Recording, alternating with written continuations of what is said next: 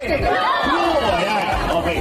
Ang Team Trillanes po, yan po, kulay blue, kulay ng pag-asa, kulay ng pagbabago. Di ba ho? Pero hindi naman pwedeng Trillanes lang yung yung blue, tapos puro orange na. Di ba? Kailangan buo kami. Di ba? Kaya papakilala ko muli ay mga tutulong sa atin. Magating ng pagbabago sa Caloocan, ang ating Vice Mayor, PJ Malonzo. Si Vice Mayor PJ Malonzo, kilala sa Caloocan, nagservisyo ng tapat, napakarami na tulungan. Pero ang malungkot po, dito po sa inyong barangay, ang pinili niyong Vice Mayor sa transition ay orange. Orange po, diba? Pero ano po ang makalanan niyo sa pagpili ng mga Vice Mayor orange? Wala. Okay.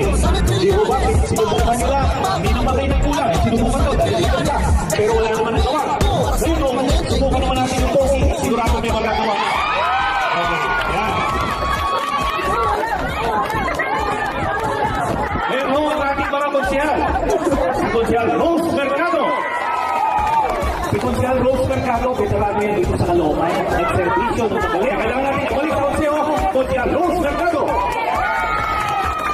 Si Konsyal Alu Nubla. Si Konsyal Alu Nubla, kilala din dito sa Caloocan, veterano nagsiservisyo dito at sa po naman ang tututok sa mga pangangailangan ng mga senior citizens. Kaya yun po kanina sinasabi kong benepisyo, si Konsyal Alu Nubla po ang mga masiwan doon. Kaya balik natin sa Konsyal Alu Nubla. Sino ka man, nasaan ka man, abot na ang pag-asa sa Caloocan. Di ka